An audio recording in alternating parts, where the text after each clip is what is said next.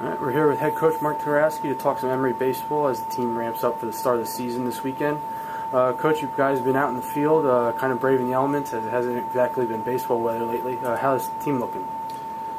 Young, inexperienced, hardworking, great camaraderie, a bunch of energy. So, it's very exciting. It's nerve-wracking. It's just a good time to see what other kids are going to be able to do. This is a very unique year in that we not only lost a lot of, you either lose pitchers or position players. That's how it always works. We lost both this year. So it's an exciting time to see what these young kids can do and some of the veterans can do. Yeah, you mentioned the team's looking really young this year. How have they kind of been adjusting to the college level so far?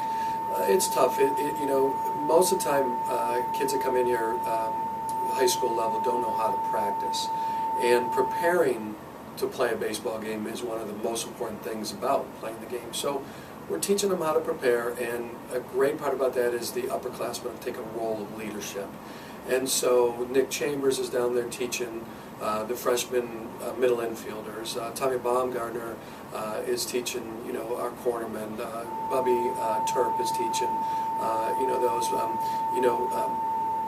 Mitch Kerner has done a great job with the four other catchers behind the plate of teaching them that. So, they have to learn how to prepare to play and not just play. And our upperclassmen have taken a really good part of that leadership. Okay, you guys are starting the season a little bit earlier this year compared to recent, past seasons. Any different approach to kind of get the team ready when you don't have that extra week of practice? Well, obviously, pitching is the main concern of making sure that they're coming in with their arms hot, off of the winter break. But it's like anything. Piedmont also has 2 weeks to prepare, and you could use this as a strength. We were at the ice storm. We were down the field hitting in the cages, and we were talking about other teams probably not doing that. So you could take it 2 ways. You could complain about the weather and how early we're starting, or you could really take hold of other teams are not doing that. And I think that we've taken the latter. You mentioned pitching just now. It's going to look a little different this year. It's usually been a major strength for you guys. But this year you figured to have Billy Dimlow back, but he's now dealing with an injury. He's out for a couple weeks. You do return UA Rookie of the Year Richard Brereton, though.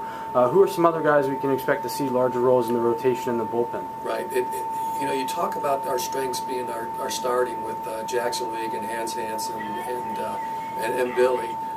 But we always neglect Kyle Monk, and being able to have a closer that can not only close out the ninth, but sometimes comes in the sixth and closes out those, and then comes back for the next game. And Red Stewart, I don't think is going to be that kind of pitcher, but we need somebody to stabilize the back end, and Red will probably be that guy this year. And then, to name names, it's going to be everyone. I mean, it really is. I mean, upper class, as well as a lot of freshmen that came in ready to pitch. Now, as far as freshmen and the upperclassmen, the experience is a thing. We don't have. When we lost Billy, and we might have lost Billy maybe for the year, when you lost him, at least you had stability at that top end to go against their number ones. Now we have a very, very good pitcher in Richard Brereton, who maybe is one of the hardest workers we've ever had on the staff. He's also a sophomore that didn't get as many innings in, so you have that part of the equation. But, again, it's the same thing. We could either talk about not having, or maybe we could develop another Billy Dimlow. When Billy came in, we didn't know what kind of pitcher he was going to be, and we knew he was good, but we didn't know he was that good. And so some of these freshmen, some of these returners are going to have to take that role. And, we see it in the Eagles now, all those injuries down the road, and they're in the Super Bowl. And they didn't shy away from next man up, and that's kind of what we're going to do down the field. All right, and then now take a look at the offense. You guys return a decent amount of guys that saw significant playing time last year, specifically all UAA guys, Brereton, and then Nick Chambers and Bubby Turp, as well as some other guys that saw major playing time in David Draper, NJ Kim, Thomas Baumgartner, just to name a few. Can we expect similar production from those guys in 2018? Yeah, absolutely. They're going to have to. I mean, they're the ones that have done it before. They're the ones that are going to have. that we're going to put out there. So they're going to have to. And then we Christopher Stern, a kid that was a freshman last year that showed a lot of good play. Will probably take over our third base position. Ryan Edelman, middle infield play. He'll probably be a part of that. And the outfield play, it's just we have 5 outfielders out there that it's a little nerve-wracking. We don't know who's going to start where, but they've all played very well. So again, we're going to put guys out there that we have faith in, and we'll see what happens. All right, and then you guys start the season this weekend, Saturday, potentially Sunday if the rain holds off, but against Piedmont, one of 3 straight USA South opponents. Can you give a little preview of what to expect against the Lions? Sure. It's not just UAA South. It's USA South. It's 2 very good teams.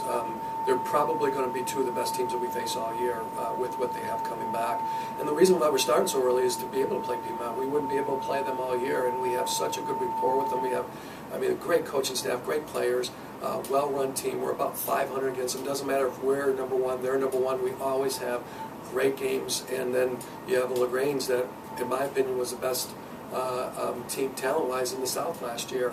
So it's a very good gauge to see what we have. When you're playing good talent early, it's a great gauge to see what we have, and I'm excited to see what this team, we talked about injuries, we talked about graduation, we talked about all that.